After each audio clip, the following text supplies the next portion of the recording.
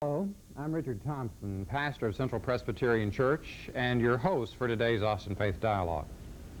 On this program, we explore some of the faith traditions of Austin, and as the city moves toward its sesquicentennial year in 1989, it's fitting that we should anticipate the origin and present patterns of religious service within the capital city area.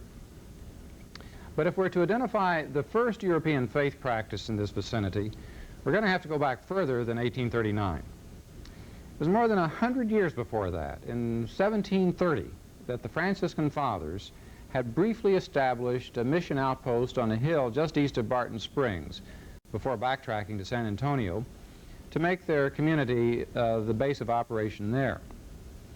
So while it was not until 1852 that St. Mary's Church, first called St. Patrick's, was established here in Austin, the Catholic presence in this city had a very early representation, and has continued to play an important part both in the life and the community, not simply within the Catholic community, but the larger one.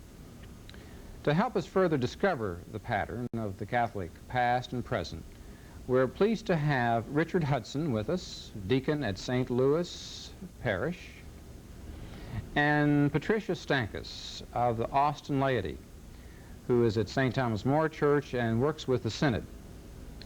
And in several pre-recorded messages, Bishop John McCarthy will be speaking to us from his office at the Chancery. In fact, let's go there now and hear from Bishop McCarthy. Hello. I bring you greetings today from the Roman Catholics of the greater Austin area, and I want to thank the producers of this program for giving me this opportunity to visit with you. I think that it's a wonderful thing that we're having a series in which we visit with each other in order to get a better understanding of the different religious faiths that mark the Austin area. Roman Catholicism, of course, is mine. Once again, I'm John McCarthy, the Bishop of the Diocese of Austin. I have to start off by warning you that although the name Austin is attached to my job, I also serve a larger area. Waco and Bryan College Station are part of the Diocese of Austin. I want to take the opportunity to tell you a little bit about us, your Roman Catholic neighbors. We're a very diverse group. I love the idea that so many people have out there that the Roman Catholic Church is a very tight pyramid, people who are all very much alike. We are Hispanics and black. We are Polish, Czech, and German. We're WASPs without the Protestant part of the P. We are Irish and German. We are young and old. We are affluent and well-educated, and we are simple, and many of us are in poverty. We are typical Americans across the board. Yet we're very different. We have a religious story that takes us back centuries and centuries. I want to talk to you for a moment, first of all, about Catholics in Austin, and then let's go back and talk a little bit about our past. As I said, the Diocese of Austin embraces a much larger territory than just Travis County. But even here, we have about 25 churches, and we're organized a little differently than many of our Protestant brothers and sisters are. Our churches serve a specific territory, so we take Travis County, let's say, and we divide it up with churches set in the middle of an area serving a particular segment of geographic segment. It makes from our perspective, for a very good organization. Those boundaries do not force the Catholics to go to their local church, but it does pinpoint the responsibility of an individual pastor to problems in a particular area, and I really do like that part of it. We have under our supervision in terms of religious faith about 2 high schools, 14 elementary schools. St. Edward's University began and operates under Roman Catholic auspices, but it's really under the control of a board of directors. Here in Austin, we have something I'm marvelously proud of, Seton Medical Center. Once again, it has its own governing board, and it also is responsible for that marvelous hospital in East Austin, Holy Cross. We have a raft of services in other areas, but mostly we're people like you who believe in God, who believe in Jesus Christ, and celebrate that faith in that way which is so special to us because of our particular religious tradition. Let me talk to you a moment about that tradition. It goes back, I guess, about roughly 300 years. The first European that we know of who came into Texas was a Spanish captain who spotted the Rio Grande in about 1519. That's in my opinion, that's the beginning of the story of European influence in Texas. Human beings of course, were here for tens and tens of thousands of years before that. The Catholic Church comes into the state temporarily in the 1600s, well, even the 1540s, because there were priests with Coronado. We don't formally get started, though, until 1688, when a group of brave young Spanish Franciscans walk across Texas, coming up out of what's modern-day Mexico. At that time, it was New Spain, and begin a series of missions over on what is today the Louisiana border. Like so many efforts in that period, they weren't all that successful. The Indians were not particularly interested in developing a great skill in basket weaving, and the poor padres had to fall back to the San Antonio River. This was in 1718, and they would start what is today, will turn into the great city of San Antonio. Even today, there are 5 missions that go right back to the early part of the 18th century. If you haven't had the opportunity to visit them, you ought to. It's really enjoyable.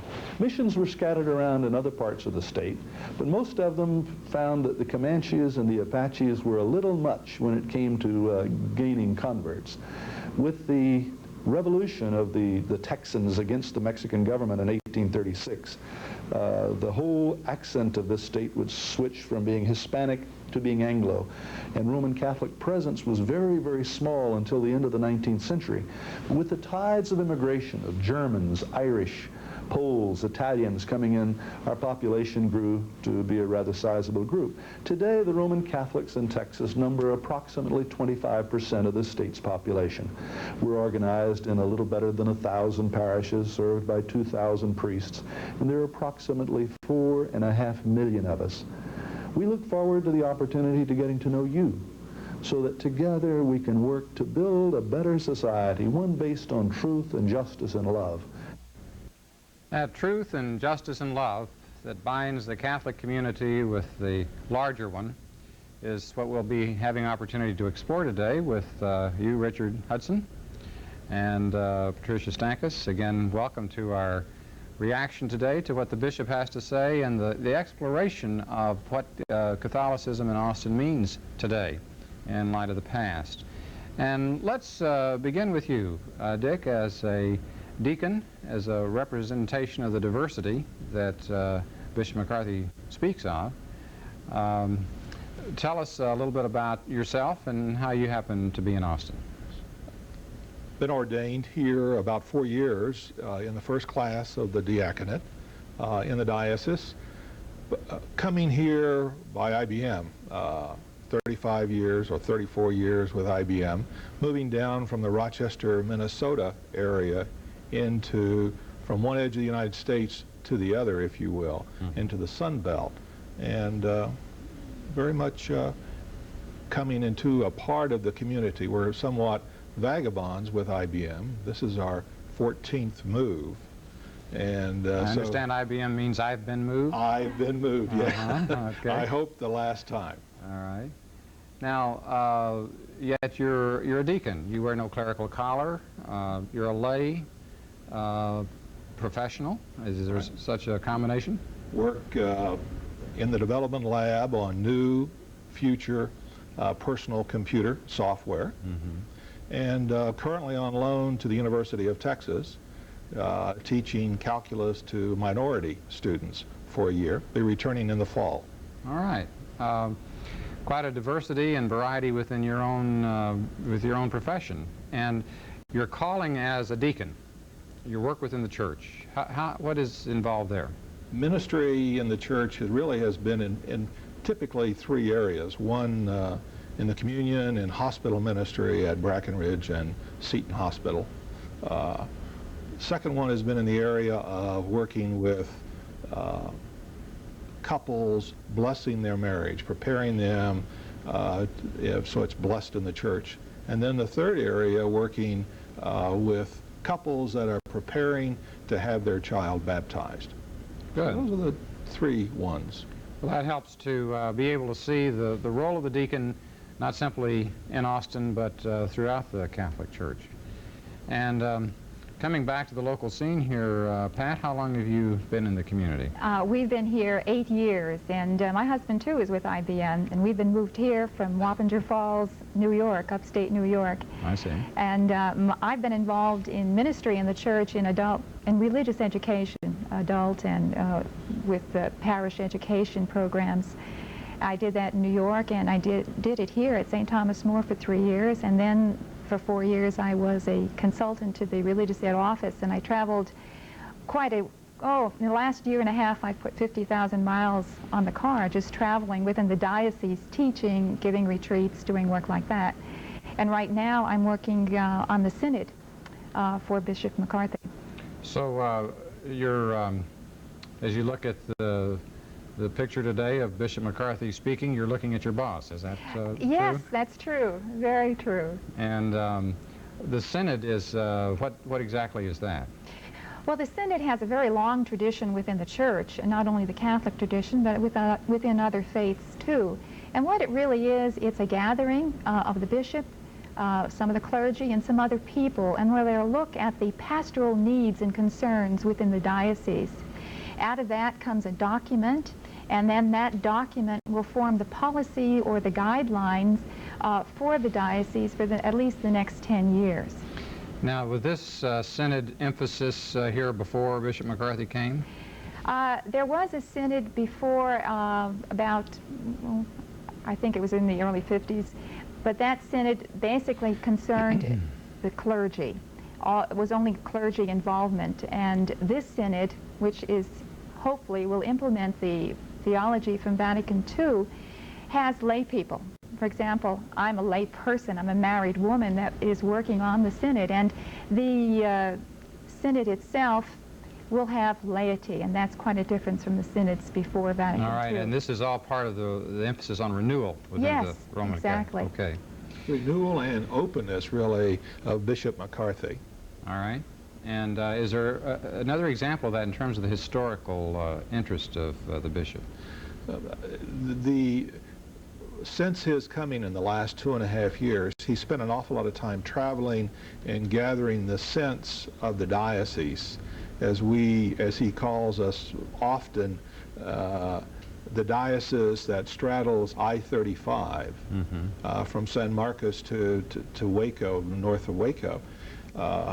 He has called us into an awareness about our heritage in an unusual kind of way that I think many of us have lost or possibly never had, because we've been here about 10 years in the diocese. So awaken appreciation to the roots that you have in the tradition. Yes, very much. And I think one of the focal points of that emphasis is the archives that are at the Chancery office. And let's take a look at that as Bishop shares it with us. I don't know if most of you are aware of it or not, but our brothers and sisters in the Episcopalian Church have their national archives located right here in Austin at the Episcopal Seminary. Well, the Roman Catholic Church in Texas has the same thing. That's smaller. It's just Texas. But the history of the Catholic Church in this state from 1688 until 1988 is located here in Austin. Quite frankly, it's in the basement of this Chancery building. And it's open for visitors if you ever want to drop in, and professional historians make great use of it. It's a marvelous story. It's a story of men and women crossing by a very dangerous voyage, the Atlantic Ocean, and getting settled down in Mexico and coming up into Texas, and then later coming from the other countries of Northern Europe. But always there's an element of danger and risk, and there's this concept of bringing their faith in Jesus Christ and planting it here in Texas. It's a magnificent story, and I don't want the Catholics to ever forget it. I want them to always be proud of it. And quite frankly, I'm willing to share it with you. It's a great story, and I need to share in your story. The Catholic dioceses of Texas are the only group of Catholic dioceses that have come together on a state basis to set up their own archival deposits. I'm very proud of that fact. But it's sort of an accident. You know how it came to be? Dr. Castaneda, the famous history professor at the University of Texas, who for whom the library is named, the UT Library, began to research Catholic history about 50 years ago. And he went to Madrid, he went to Mexico City, Aguascalientes, Querétaro, and made copies of all of the correspondence in the files of those ancient places from 1688 until about principally until the beginning of this century. That has formed the nucleus of our archives. We are constantly working to embellish them, however, to make them more complete. And a magnificent job has been done. I hope to do more of it. Well, we certainly appreciate the sharing of that view of the archives, and I understand, Pat, that your office is right next door to it. Yes, it is. And how have you seen people use it and react to it? There's all kinds of people that go in there. I think we would like to see more people visit it, but there's a wide variety of people. And it's really exciting to watch them go in and go through the pictures and find a picture of a priest, perhaps their pastor, who's celebrating his 50th anniversary or 25th anniversary, and see that picture when he's newly ordained, at his ordination. To go and see people look at records where their grandma or their grandpa was there founding a church or working on some program within the parish. It'll be documented. The dolls that we saw in the film clip is it's a wonderful display of all the nuns who served in the diocese.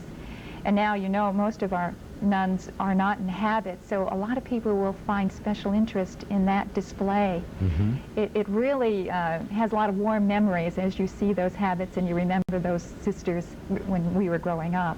And some of the artifacts there have been made by people within the diocese over the decades. Yes, and some of them are historical items that have been saved so that other people can enjoy them. And it's not simply being enjoyed by people from the Catholic community, I understand, Dick. That's right. I think larger. The bishop specifically, once again, you know, expresses his openness in that he wants the whole community to be able to share in this and to use it as a research resource, as well as to see the work of the community as we have matured. What have we been, 40 years? 40 years. We just celebrated that. And so that it's a beautiful history, and it's and everyone has an opportunity to share in it. The archives have been there for 4 decades. The history of the diocese. Oh, the diocese. I see, because prior to that, wasn't Austin part of a diocese that was located, what was it, from Galveston? Originally, yes. And they continued to move outward and we finally became a diocese some 40 years ago. I see. All right. And then what this does is to help give a sense of identity to this particular unit within the body of Christ. Yes. And you have indicated that you're seeing people's reaction to this, Pat, is personal. There's a kind of individual identification. Yes, with what's definitely. There. But with scholars who are coming in that want to know about the history of the Catholic Church in the Southwest, the connection between Texas and Mexico. This is one of the best such resources I understand in the country. Oh, absolutely, yes. And he mentioned the fellow that started this from the University of Texas, who was also responsible for the Hispanic program that's at UT, the graduate school. And so there's a connection between UT and the diocese in this regard that I wasn't aware of till I was just watching this information. Very neat. Yes, it is. And I think we'll have occasion to explore the identity of Catholics within Austin now in terms of current issues as we once again hear from Bishop McCarthy. At the present time, accomplish a great deal in the area of social ministry. I'm very proud of the fact that Caritas, which is essentially a Roman Catholic operation, operates out of an Episcopalian facility. I think that's a sample of the kind of cooperation that we ought to have. There is also an office that we maintain in this diocese for jail ministry. It's led by a Roman Catholic deacon, and we're trying to set up a program of understanding and support not only for the prisoners men and women who find themselves incarcerated, that's important, but their families. There's where the real pain appears after incarceration. The churches ought to be able to step forward and do a great deal in that area. One aspect of Catholicism that is surprising to some of our co-religionists is the feeling we have that it's a major responsibility of the church to address public policy issues. We are totally committed to the concept of separation of church and state. But that means that the state does not formally acknowledge or support a particular church, or that the church does not commit itself to a particular political form of government. But the church, as a major factor in society, has a responsibility to address the problems of society. And society's problems are frequently caused by and can be cured by public policy issues. So you've seen the Roman Catholic bishops deeply involved in issues such as nuclear war or poverty, and many of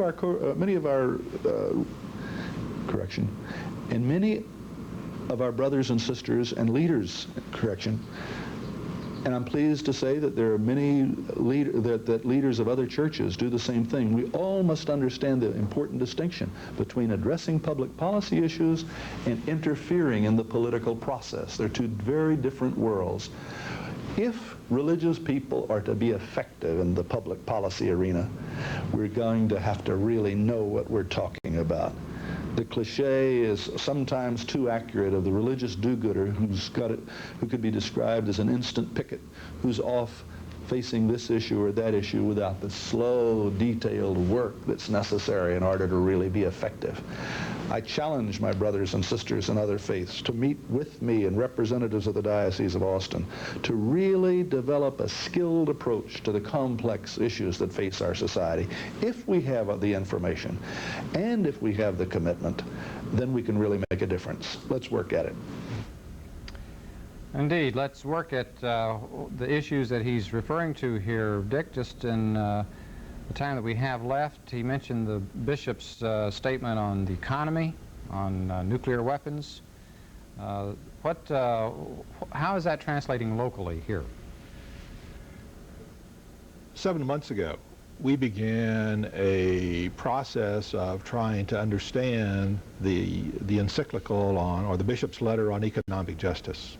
And so a group of us have been meeting to see what that really means. It's easy to go through and to think about somebody else's responsibility, but what's your own personal responsibility? And so we've explored that in some depth and prepared to try to crystallize that by taking that story to individual parishes. Mm-hmm.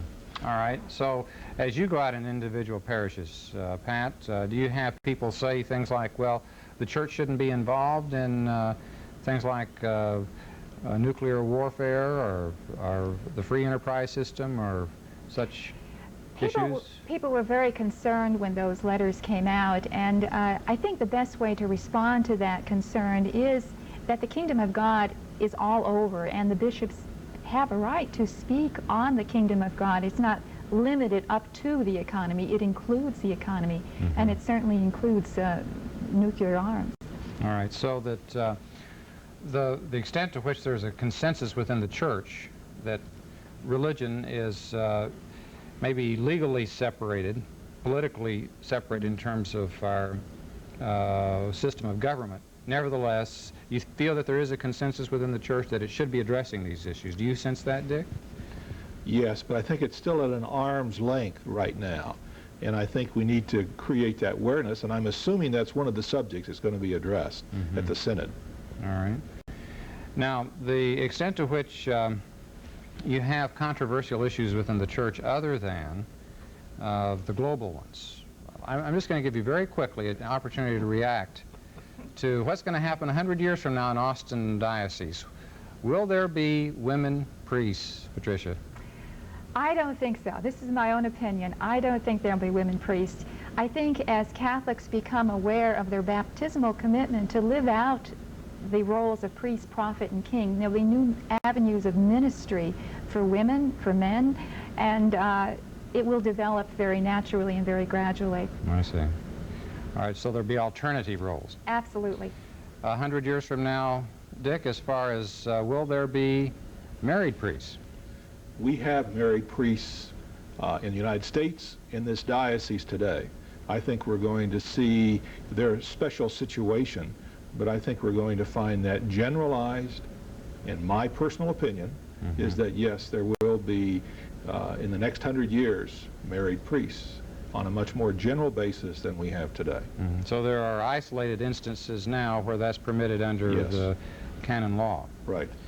All right. Well, I think that as we bring our thoughts to a close today, I would like to thank you for joining us, Dick Hudson and Patricia Stankus, and also to Bishop John McCarthy and to those at the Austin Diocese who made it possible to hear his taped messages. Their participation has enabled us all to gain an initial appreciation of the faith traditions in this community